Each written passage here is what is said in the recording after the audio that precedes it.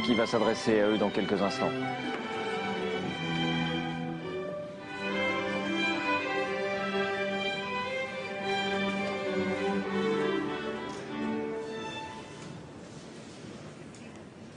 Monsieur le Président de la République, le 6 mai 2012, au terme du second tour de scrutin de l'élection présidentielle, vous avez recueilli 18 668 000 voix, soit la majorité absolue des suffrages exprimés. Conformément à l'article 7 de notre Constitution, le Conseil constitutionnel vous a donc proclamé le 10 mai dernier élu président de la République. Monsieur le Président de la République, à l'issue d'une consultation électorale qui s'est déroulée dans de bonnes conditions, à laquelle ont pris part plus de 80% des Français, vous devenez aujourd'hui le 7e président de la Ve République et le 24e président de la République française.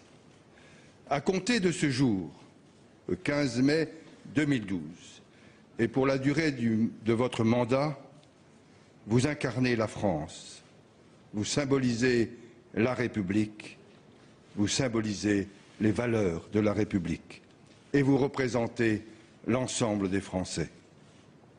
Tous ici et dans le pays, nous mesurons en ces circonstances l'importance de vos responsabilités et nous vous adressons nos félicitations et nos vœux sincères de réussite pour votre action et pour celle du gouvernement que vous avez et que vous allez désigner.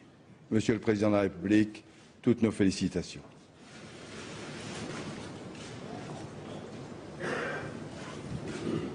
C'était Jean-Louis Debré, le président du Conseil constitutionnel. Monsieur le Président de la République, nous vous reconnaissons comme grand maître de l'Ordre national de la Légion d'honneur.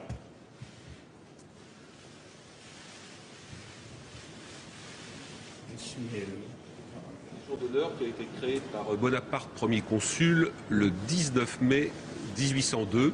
Et c'est donc un ordre qui a traversé depuis 1802 tous les régimes. Et Dieu sait que la France en a connu jusqu'à aujourd'hui. Patrice Duhamel. On se souvient d'un incident assez grave en 1981, parce que celui qui occupait la place occupée aujourd'hui par Georges Lain, qui était le général de Poitiers. Mesdames et Messieurs les Présidents, Mesdames, Messieurs, en ce jour où je suis investi de la plus haute charge de l'État, j'adresse aux Français un message de confiance. Nous sommes un grand pays qui, dans son histoire, a toujours su affronter les épreuves et relever les défis qui se présentaient à lui. À chaque fois, il y est parvenu en restant lui-même, toujours dans l'élévation et l'ouverture, jamais dans l'abaissement et le repli. Tel est le mandat que j'ai reçu du peuple français le 6 mai. Redresser la France dans la justice, ouvrir une voie nouvelle en Europe, contribuer à la paix du monde comme à la préservation de la planète. Je mesure aujourd'hui même le poids des contraintes auxquelles notre pays fait face. Une dette massive, une croissance faible, un chômage élevé, une compétitivité dégradée et une Europe qui peine à sortir de la crise. Mais je l'affirme ici, il n'y a pas de fatalité. Dès lors qu'une volonté commune nous anime, qu'une direction claire est fixée et que nous mobilisons pleinement les forces et les atouts de la France. Ils sont considérables.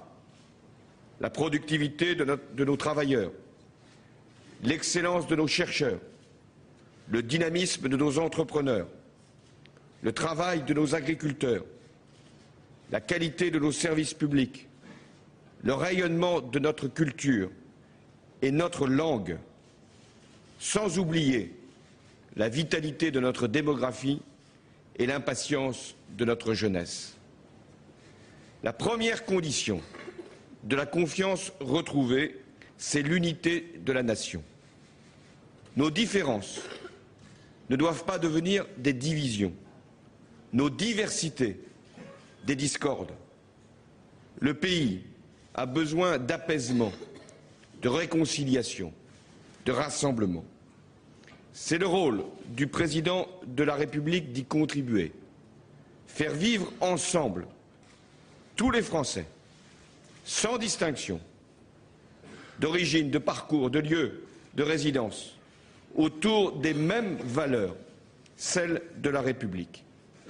Tel est mon impérieux devoir, quel que soit notre âge, quelles que soient nos convictions, où que nous vivions, dans l'Hexagone ou dans les Outre-mer, dans nos villes, dans nos quartiers, dans nos territoires ruraux, nous sommes la France. Une France non pas dressée contre une autre, mais une France réunie dans une même communauté de destin.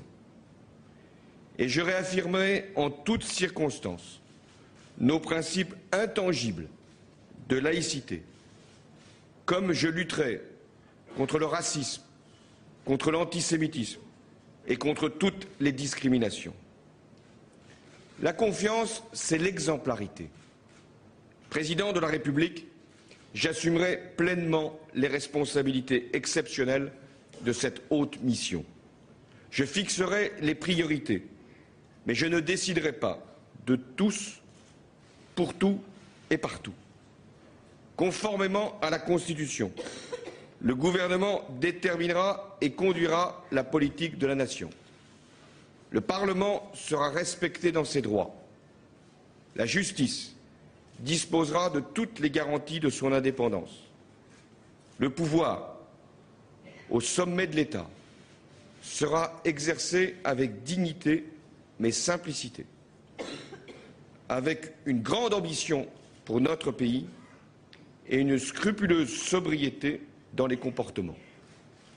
L'État sera impartial parce qu'il est la propriété de tous les Français et qu'il n'appartient donc pas à ceux qui en ont reçu pour un temps limité la charge. Les règles de nomination des responsables publics seront encadrées et la loyauté, la compétence et le service de l'intérêt général seront les seuls critères pour déterminer mes choix pour les grands serviteurs de l'État. La France a la chance de disposer d'une fonction publique de grande qualité. Je veux lui dire ma reconnaissance et l'attente que je place en elle et en chacun de ses agents. La confiance, elle est dans la démocratie elle-même. Je crois à la démocratie locale et j'entends la revivifier par un nouvel acte de décentralisation susceptible de donner des libertés nouvelles pour le développement de nos territoires. Je crois en la démocratie sociale et de nouveaux espaces de négociation seront ouverts aux partenaires sociaux que je respecterai, aussi bien les représentants des syndicats de salariés que les organisations professionnelles. Je crois à la démocratie citoyenne, celle des associations et des engagements civiques qu'elles mobilisent. Les bénévoles seront soutenus pour leur dévouement pour la République. La confiance, elle repose sur la justice, dans les choix. La justice dans la conception même de la création de richesses. Il est temps de remettre la production avant la spéculation, l'investissement d'avenir avant la satisfaction du présent, l'emploi durable avant le profit immédiat.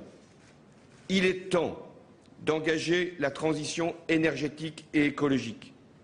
Il est temps d'ouvrir une nouvelle frontière pour le développement technologique et pour l'innovation. Mais la justice, elle est aussi dans la répartition de l'effort indispensable. Il ne peut pas y avoir des sacrifices pour les uns toujours plus nombreux et des privilèges pour les autres sans cesse moins nombreux.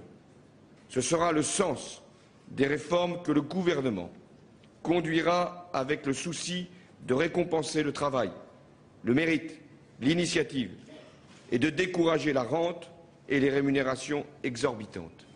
La justice, ce sera le seul critère sur lequel chaque décision publique sera prise, au nom de la République. Enfin, la confiance. C'est à la jeunesse que la République doit l'accorder. Je lui rendrai la place qui doit être la sienne, la première. C'est le fondement de mon engagement pour l'école de la République, car sa mission est vitale pour la cohésion de notre pays, pour la réussite de notre économie et pour la promotion de chacun.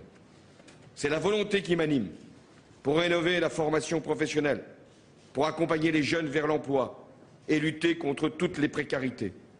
Ce sera aussi la belle idée du service civique que j'entends relancer. Mesdames, Messieurs, en ce jour, bien des peuples, et d'abord en Europe, nous attendent et nous regardent.